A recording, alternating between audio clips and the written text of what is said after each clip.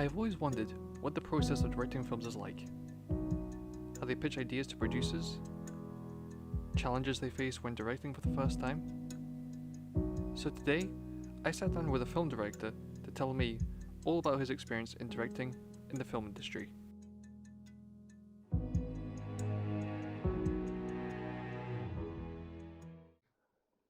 I'm Daniel O'Hara and I'm a director. Some of the shows that I've directed you might have seen include Doctor Who, Stay Close and The Stranger on Netflix, and Brassic on Sky. First question is, when did you first start in the film industry?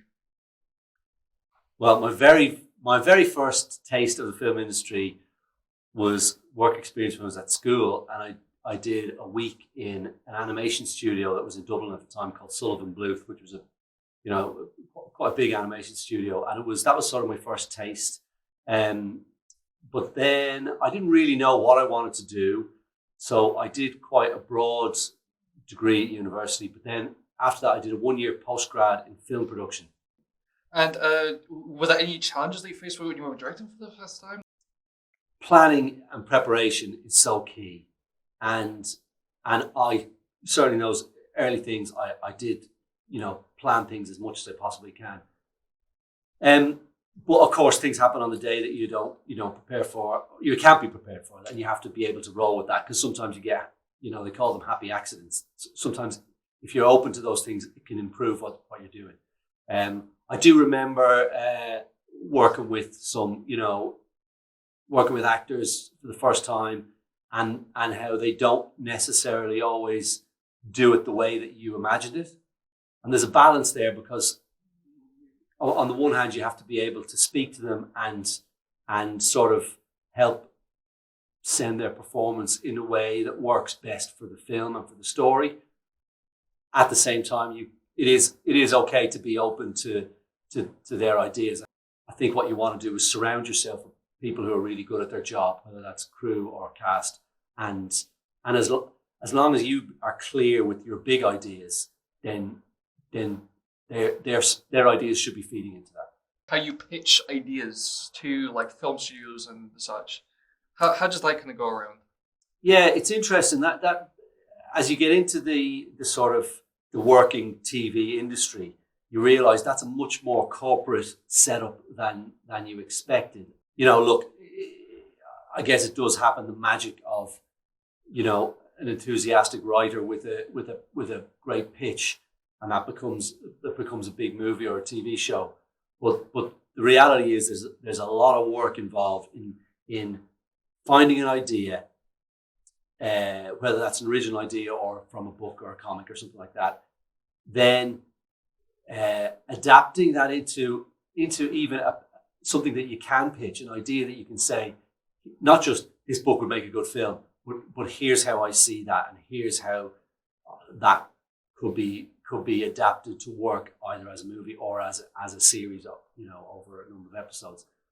So if someone likes that, or someone, the gatekeepers sort of agree to take that further, you then got to probably work with a production company and a producer and development executives and script editors to try and craft that into something more substantial, whether that's a summary of a whole series that you can then go to a network or a streamer or a BBC or Netflix or whatever and see will they pay to have the scripts written. And then you got to write the scripts and go through all that work to get the scripts to a stage where they'll go, okay, we'll make this.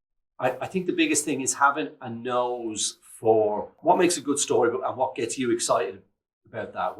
Something that gets you excited and that you feel ready to invest that amount of time and work in, not just, this would be a good quick thing.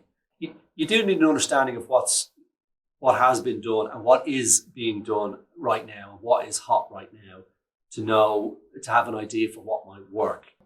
Would you recommend this job of directing to anyone? I absolutely love my job. It doesn't feel like work. So I would 100% recommend directing to anybody. But you go in with your eyes open. You work long hours. I think one of the big things that you need is not just the creativity to have the ideas, for how you bring something to the screen. But I think it's really important that you're able to communicate that to other key people on the crew and of course to the actors. You know, maybe over the years seen some, you know, you see directors who it's in their head, but they can't quite sort of share that. Your key heads of departments, whether that's your cinematographer or your production designer or your costume designer or your editor, you know, as well as your actors, they want direction. They want to understand what your ideas are.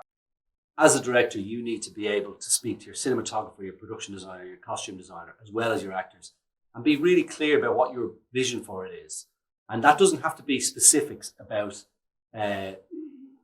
what piece of clothing someone is wearing or how loud they should say something. For example, on Stay Close, Richard Armitage's character is, you know, kind of suffering a form of PTSD from this violent thing that he witnessed or was part of, you know, 15 years ago.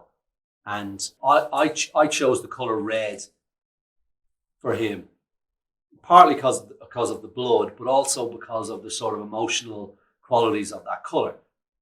So then the costume designer and the production designer can take that and go, oh, okay, so let's use this item of clothing in this scene where he's feeling that. We'll use this, you know, his red and black shirt, you know, or we'll make the walls of his flat, you know, a warm color. So I wouldn't say he has to wear that shirt, or I wouldn't necessarily say the walls should be exactly that color. But my big idea fed into their specific ideas. Okay. And lastly, is there any advice you would like to give to any aspiring directors? The one piece of advice I'd give to anyone who wants to be a director is just make stuff, just do it. I think, you know, the technology is so easy now. You can go and shoot a little movie on your phone and put it on YouTube. Yeah, when I was trying to break in, we didn't have that. Like I said, I had to borrow a camera and learn how to use that. And I think there's nothing stopping you now. I think you can get better and better. The more you do, the better you get.